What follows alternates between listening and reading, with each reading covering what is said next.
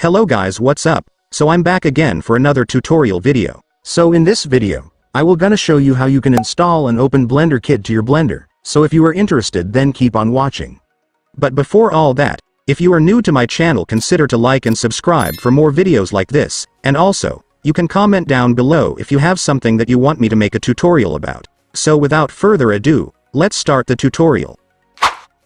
So to install and open BlenderKit to your Blender, it's actually pretty easy. Just follow what I'm gonna do. So for the first step, you will need to install the BlenderKit file first before you can import it to your Blender app. So to do that, just go to your Google Chrome or any web browser on your device. And once you're on your web browser, next, I want you to search for BlenderKit download on your search bar.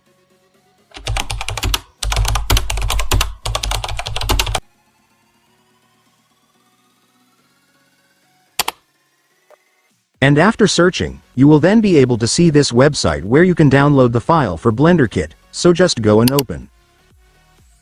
And once you're on the website, there it is guys, you will now see the download button for BlenderKit, so just go and click it. And after clicking it, your BlenderKit will now start downloading, just wait for it to finish. And once it's finished, you can now go back to your Blender app.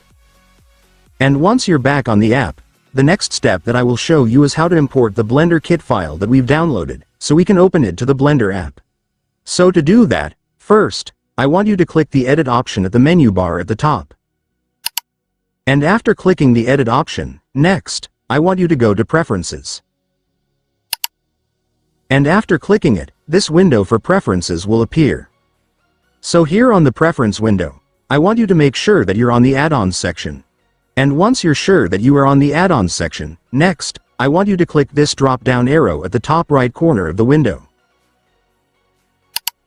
And then select the Install from Disk option.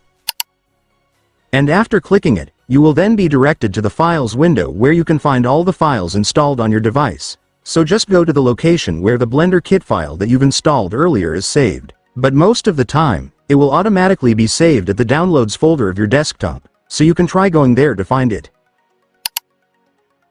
And there you go guys, there's the BlenderKit file that we downloaded earlier. So now that we've found it, just go and select it.